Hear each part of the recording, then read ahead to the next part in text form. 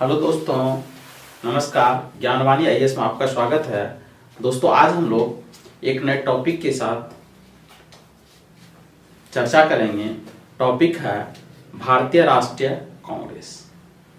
हम सभी जानते हैं कि भारतीय राष्ट्रीय कांग्रेस की स्थापना ब्रिटिश के शासनकाल में हुई थी और ब्रिटिश के शासनकाल में इसका महत्वपूर्ण योगदान रहा है। तो चलिए भारतीय राष्ट्रीय कांग्रेस से जुड़े हुए जो कुछ महत्वपूर्ण तथ्य है उनको एक एक करके यहाँ देखते हैं। तो टॉपिक है भारतीय राष्ट्रीय कांग्रेस। भारतीय राष्ट्रीय कांग्रेस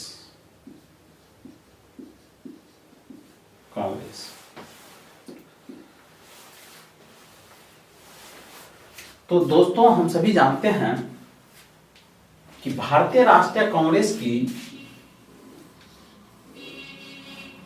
स्थापना भारतीय राष्ट्रीय कांग्रेस की स्थापना 28 दिसंबर 1885 ईस्वी में 28 दिसंबर 1885 ईस्वी में तत्कालीन उस समय एक ब्रिटिश अधिकारी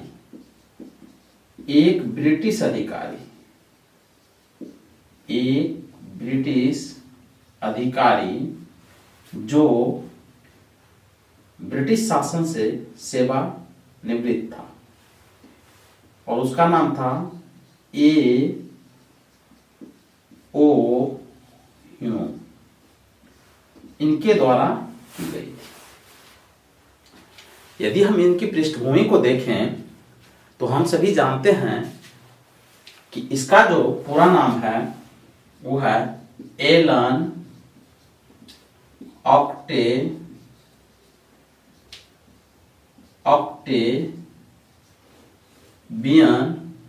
ह्यूम।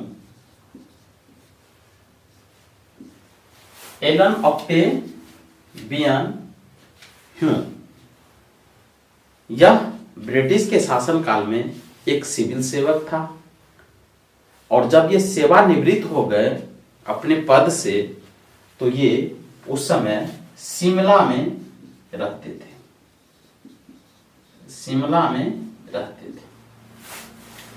और इन्हीं के द्वारा A.O. ह्यूम के द्वारा भारतीय राष्ट्रीय कांग्रेस की स्थापना का प्रयास किया गया। हालांकि इसमें भारतीय बुद्धिजीवी जैसे सुरेंद्र नाथ बनर्जी और आनंद मोहन बोस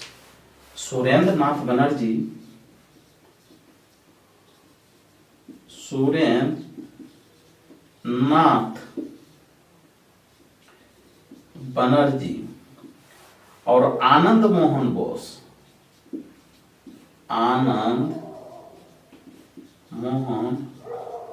बोस इनका भी महत्वपूर्ण योगदान रहा है।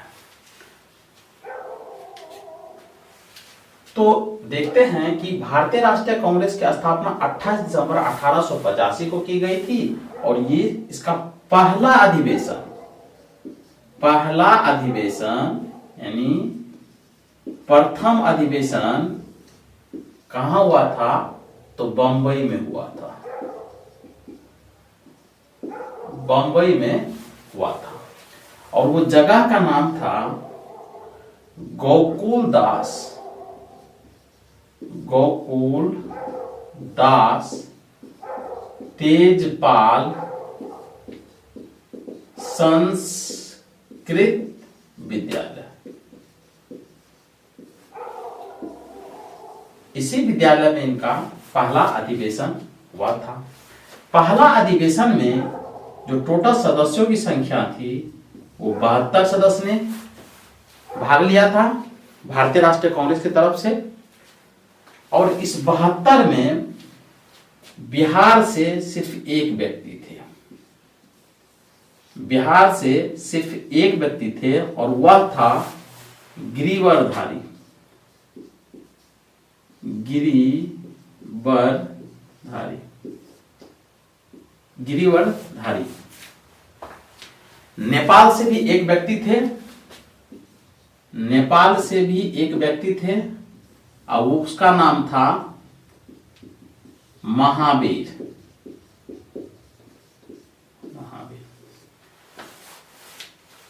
तो देखते हैं और जो इनसे जुड़े हुए तथ्य हैं उनको देखते हैं।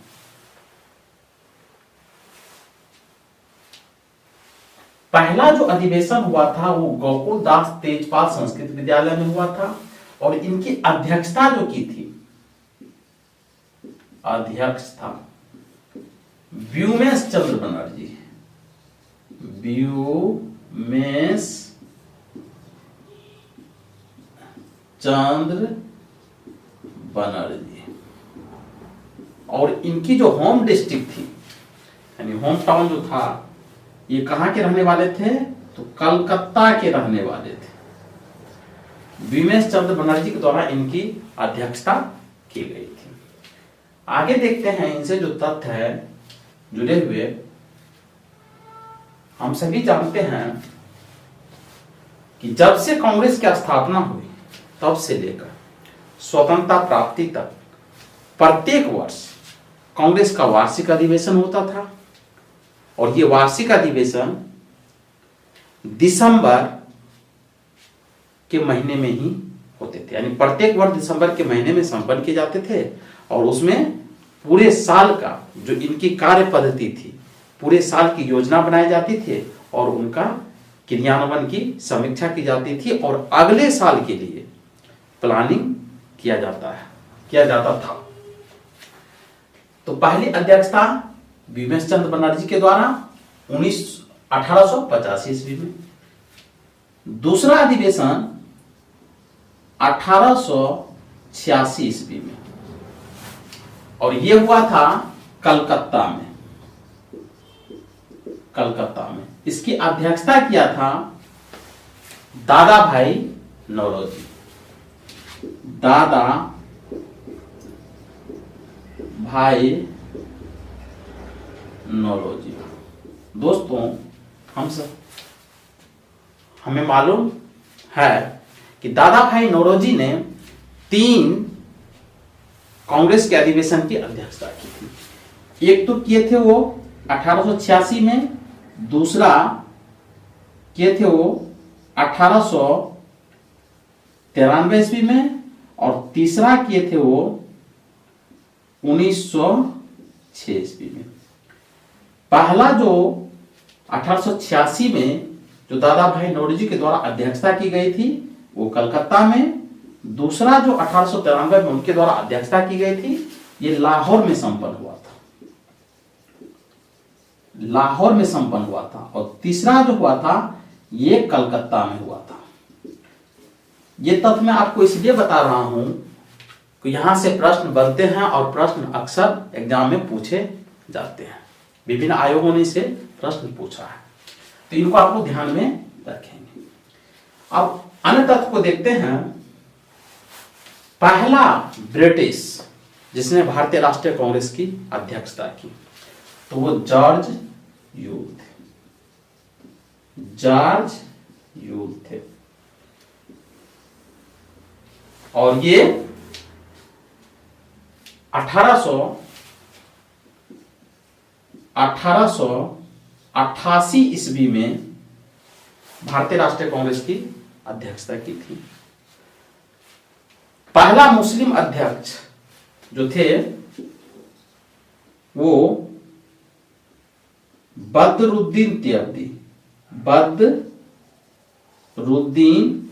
तैयब जी और ये जो अध्यक्षता किए थे ये किए थे 1887 ईस्वी में। आगे देखते हैं। सबसे युवा जो अध्यक्ष थे वो थे अबुल कलाम आजाद।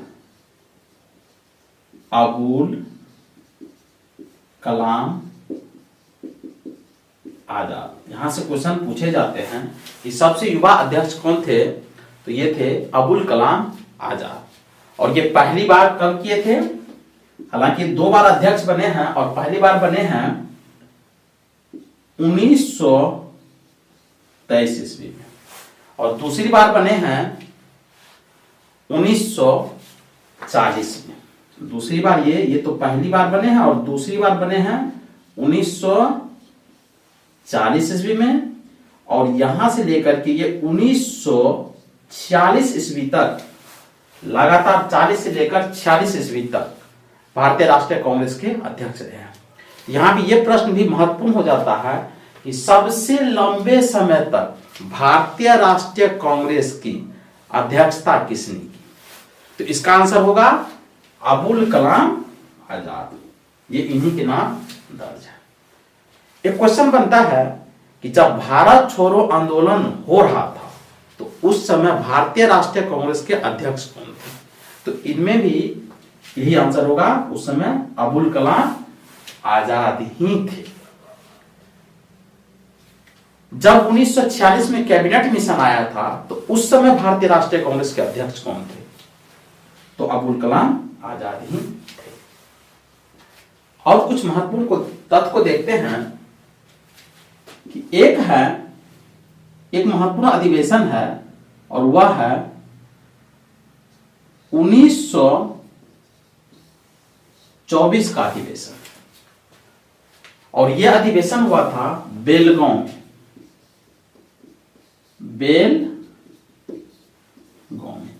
यह अधिवेशन इसलिए महत्वपूर्ण है कि महात्मा गांधी के द्वारा कांग्रेस अधिवेशन की अध्यक्षता की गई थी और वह सिर्फ 1924 में महात्मा गांधी के द्वारा, बस महात्मा गांधी द्वारा केवल एक ही अधिवेशन की अध्यक्षता की गई थी और वो थे बेलगांव अधिवेशन 1924। एक और महत्वपूर्ण तथ्य है 1937 ईस्वी में जवाहरलाल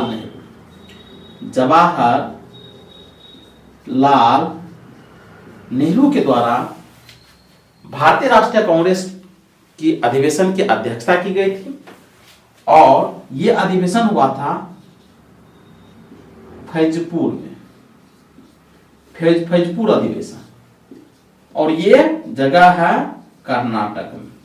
यह पहला अधिवेशन था जो गांव में संपन्न हुआ था और ये क्वेश्चन पूछे जाते हैं कि कौन सा अधिवेशन है जो गांव में हुआ था, तो फैजपुर अधिवेशन। अध्यक्षता किसने की, तो जवाहरलाल नेहरू ने। कब हुआ, तो 1937 में। फैजपुर अधिवेशन कहां किस जगह पर हुआ, किस राज्य से जुड़ा हुआ है, तो कर्नाटक। चलिए और तथ्य को देखते हैं। हम सभी जानते हैं कि यदि भारतीय प्रथम महिला अध्यक्ष की बात हो, प्रथम महिला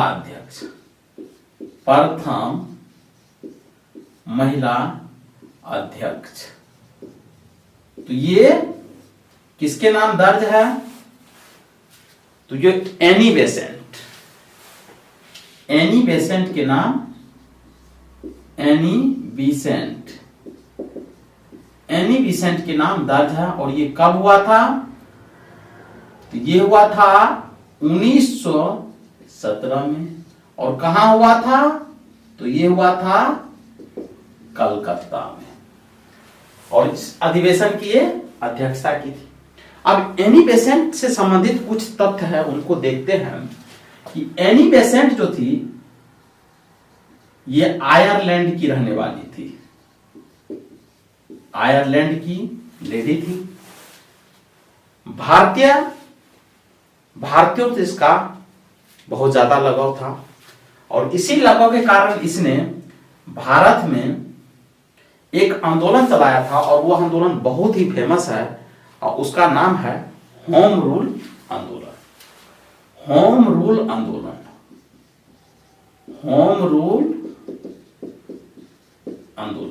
हालांकि होम रूल आंदोलन भारतीयों के द्वारा भी चलाया गया था और उसमें बहुत फेमस नाम है, वो है बाल गंगाधर तिलक। बाल Gangadhar Tilak. Annie Besant theosophical society की भी सदस्य रही है। अब है, ये तो है कि प्रथम महिला अध्यक्ष की बात हो रही, तो ये एनी बेसेंट होंगे। लेकिन यदि पूछा जाए कि प्रथम भारतीय महिला अध्यक्ष, तो इस नाम के लिए हम किसको जानते हैं? यह है सरोजनी नायडू। सरोजनी नायडू। और ये कब किए थे अध्यक्षता? तो सरोजनी नायडू के द्वारा जो अध्यक्षता किया गया था, ये 1925 कहां किए थे? तो कानपुर में। और हम सभी जानते हैं सरोजनी नायडू के बारे में कि यह यूपी जो उत्तर प्रदेश है, इसका प्रथम राज्यपाल भी बनी थी। प्रथम राज्यपाल। जबकि प्रथम मुख्यमंत्री यूपी के जो थे वो सुचेता कृपलानी थे। सुचेता कृपलानी थे। आगे देखते हैं कि एक महत्वपूर्ण अधिवेशन है भारतीय राष्ट्रीय कांग्रेस का, और वह अधिवेशन है 1938 का अधिवेशन। और यह अधिवेशन हरिपुरा में हुआ था, जो हरिपुरा गुजरात में है। और इसमें डॉक्टर सुभाष चंद्र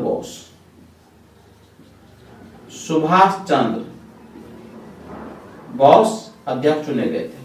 और यह विवादित है 1938 का अधिवेशन। चलिए इनको हम जब सुभाष चंद्र बोस को पढ़ेंगे तो उसमें हम डिटेल में बताएंगे। अभी हमने देखा भारतीय राष्ट्रीय कांग्रेस के विभिन्न अधिवेशन। अब कुछ और तथ्य है, उनको देखते हैं कि भारतीय राष्ट्रीय कांग्रेस की जो स्थापना की गई थी 1885 ईस्वी में, तो इनका उद्देश्य क्या था? तो इनका उद्देश्य था कि भारतीय राष्ट्रीय भावना का विकास करना और उनका प्रसार करना। भारतीय राष्ट्रीय भावना का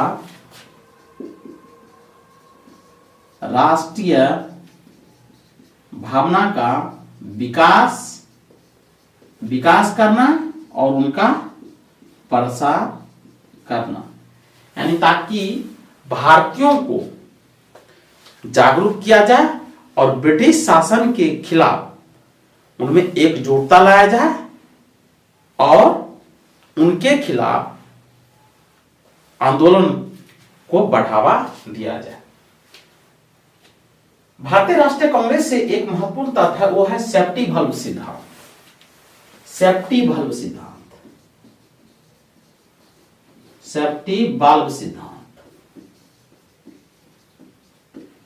अब ये सिद्धांत क्या था? तो ये सिद्धांत लाला लाजपत राय के द्वारा दिया गया था। और इस सिद्धांत को इसलिए सेफ्टी वाल्व सिद्धांत कहा जाता है क्योंकि हम सभी जानते हैं कि जब कुकर में जब खाना बनता है और उसमें जब कुकर की सीटी जाम हो जाती है तो वहां कुकर फटे नहीं, इसलिए उसमें एक सेफ्टी वाल्व लगा दिया जाता है ताकि वह एयर जो है सेफ्टी वाल्व के माध्यम से बाहर निकले और विस्फोट होने से कुकर बच जाए।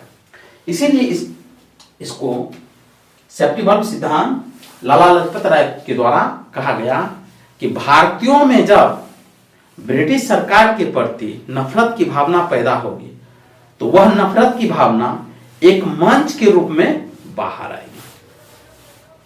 और ये लाला लाजपत राय ने कहा था। लाला लाजपत राय का कहना था कि इसी उद्देश्य से A.O. ह्यूम ने भारतीय राष्ट्रीय कांग्रेस की स्थापना की है और ये कुछ हद तक सही भी है।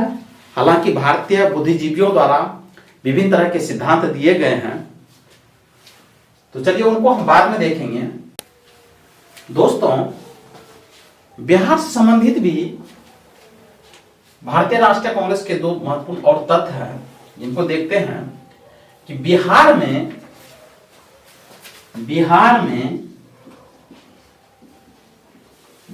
भारतीय राष्ट्रीय कांग्रेस के दो अधिवेशन हुए। एक तो होता है 1912 में और दूसरा होता है 1922 में। 1912 में जो अधिवेशन हुए ये बांकीपुर पटना में हुआ था। बांकीपुर पटना से संबंधित पटना में हुआ था और इसकी जो अध्यक्षता की थी वो ये थे R.N. मधुलकर। दूसरा जो अधिवेशन हुआ था 1922 में, ये हुआ था गया में, ये भी बिहार में है और इनकी जो अध्यक्षता की थी वो C.R. दास के द्वारा किया गया था। देशबंधु चित्तरंजन दास इनका पूरा नाम है। एक महत्वपूर्ण अधिवेशन है 1916 का लखनऊ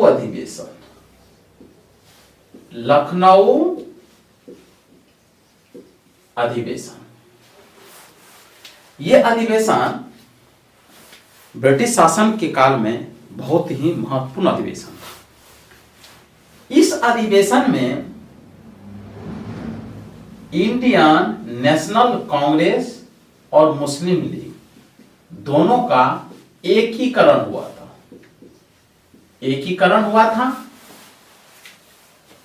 1916 के लखनऊ अधिवेशन जो हुआ, इनकी अध्यक्षता किया था अंबिका चरण मजूमदार।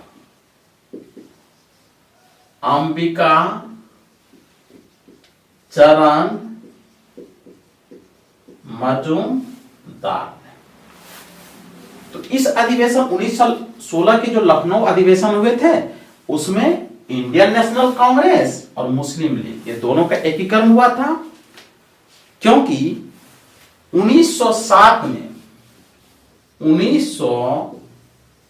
में भारतीय राष्ट्रीय कांग्रेस में फूट पड़ गई थी और जिसके कारण भारतीय राष्ट्रीय कांग्रेस दो भागों में बट गए थे, गरम दल और नरम दल, जिसके कारण ये दो भागों में बट गए थे और जिसका एकीकरण 1916 में हुआ था। और इस एकीकरण कराने में दो महत्वपूर्ण नेता है, एक तो है एनी बेसेंट और दूसरा है बाल गंगाधर तिलक। ये दोनों की महत्वपूर्ण भूमिका थी कांग्रेस को एकजुट करने में। जब भारतीय राष्ट्रीय कांग्रेस की स्थापना 1885 में हुई थी, तो उस समय भारत के वायसराय लॉर्ड डफरिन थे। वायसराय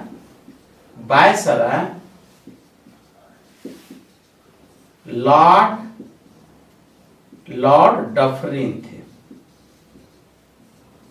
और लॉर्ड डफरिन ने स्टेटमेंट दिया कि ये जो भारतीय राष्ट्रीय कांग्रेस है ये सूक्ष्मदर्शी अल्पसंख्यकों की एकमात्र संस्था है।